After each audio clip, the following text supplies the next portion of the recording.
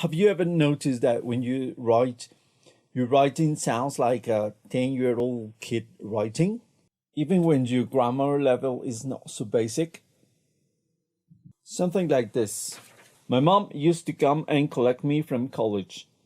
She'd let me drive when we went shopping. We couldn't afford to pay for driving lessons. We have no money. My father doesn't have a job. There's a pandemic outside. We are spending more money paying the electricity bill. We stay more time in at home.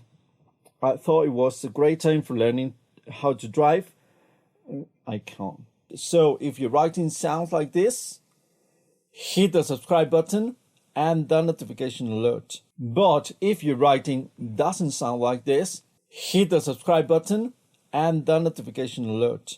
If you have ever eaten pizza, hit the subscribe button and the notification alert. But in the case you are a 6-year-old boy or a 6-year-old girl saying, Mom, I hit the wrong button and I want to watch Dora the Explorer and this man really scares me, hit the subscribe button and the notification alert. Yes, you, little boy or little girl.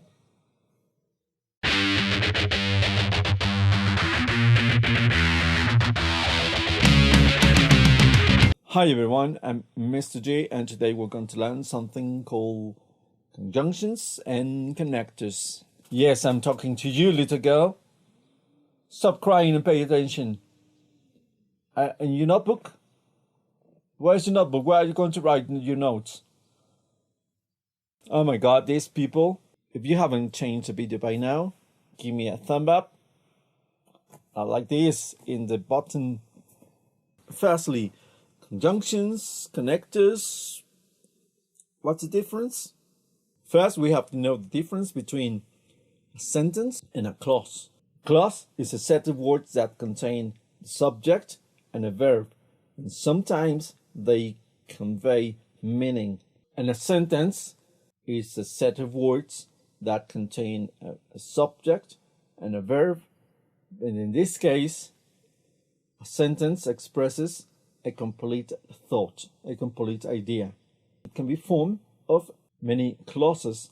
They convey a complete thought. So connectors link one sentence to another sentence.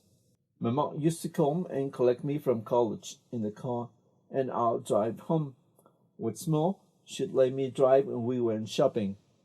This is an example of a connector, and the conjunction links clauses with sentences to make the sentence more complete, so you can have more elements to your thought. My mom taught me to drive because I couldn't afford to pay for driving lessons.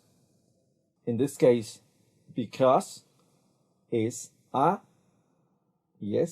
conjunction. To link two clauses, you need a conjunction. Just one conjunction, not two. Although it's expensive having driving lessons, I really recommend it. We usually put a comma between clauses linked by a conjunction. As long as I didn't do anything stupid, we stayed pretty calm. However, when because or while, referring to time, begins the second clause in the sentence, we don't need a comma, like in conditionals. Do you remember? If you don't remember, here is the video, here or here. Come on, don't be lazy, go and search it and watch it. Sentence connectors usually come at the beginning of a sentence, less often at the end of the sentence or in another position. The only ones that can come at the beginning are to and as well. They always go at the end. You can spend a lot more time practicing as well. Comma, as well. We usually put a comma after the sentence connector at the beginning and at the end. My mom thought I was ready to take my driving test. However, comma, I failed the first time. But when the sentence connector comes elsewhere in the sentence, the punctuation is variable. There are lots of advantages in having your parents teach you. There's a cost. For instance, sentence connectors can be used to link clauses in a sentence. If the clauses are joined with and, or, but, so, colon, semicolon, or dash. My instructor was very experienced, and as a result, he had lots of useful tips to pass on. Before and until. Sometimes we can use either before or until with little difference in meaning. She wouldn't let me drive on busy roads before I could control the car well. Or she would let me drive on busy roads until I could control the car well.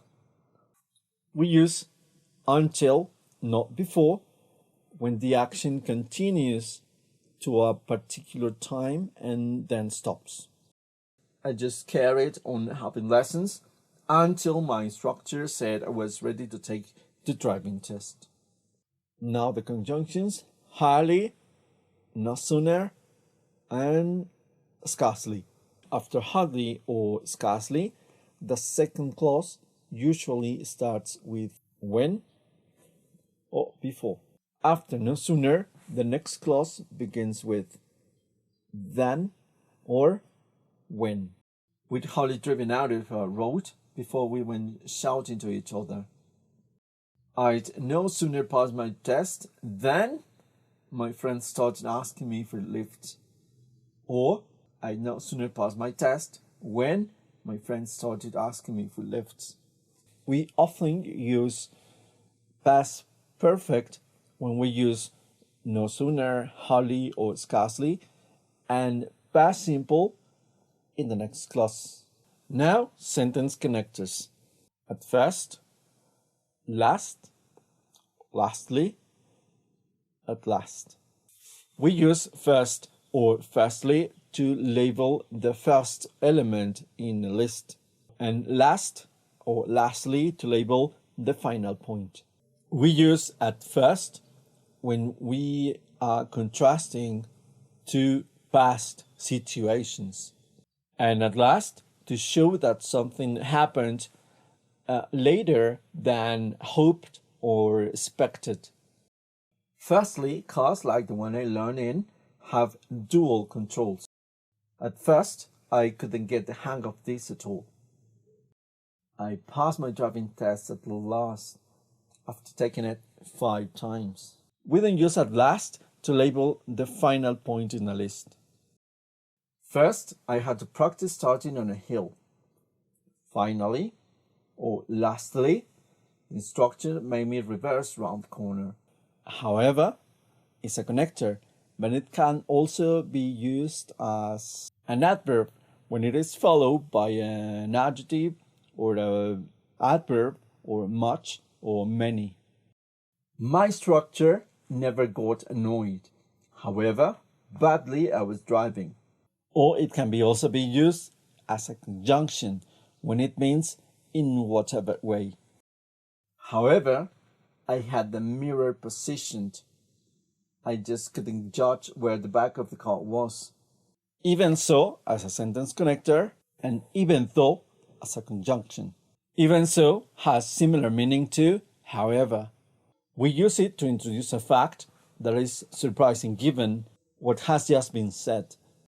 He was great and I didn't want to be thought by anyone else. Even so, I always found the replacements very patient and helpful.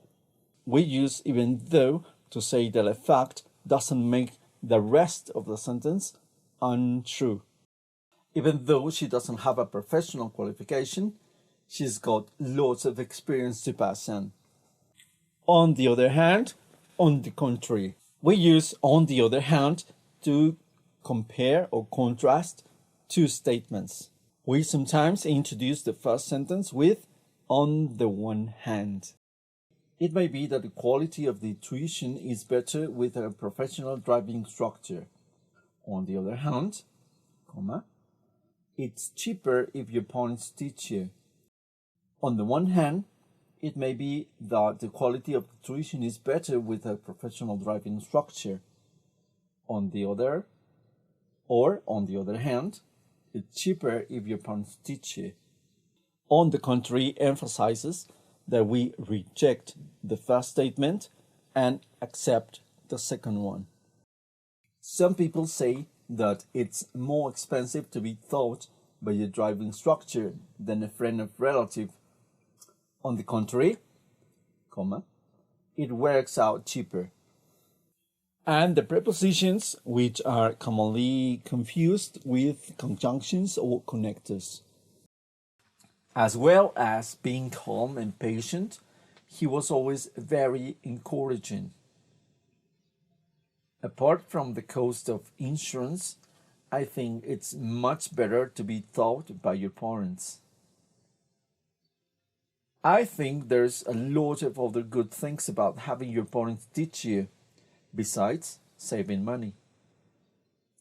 I'd recommend professional driving lessons despite the expense, or I'd recommend professional driving lessons in spite of the expense. The lesson was cancelled due to the heavy rain. We used to stop driving at some point during the lesson, and he would ask me how I felt I'd improved. Well, guys, this is all for today. I hope you improve your writing with this knowledge. Practice connectors, practice conjunctions by making sentences.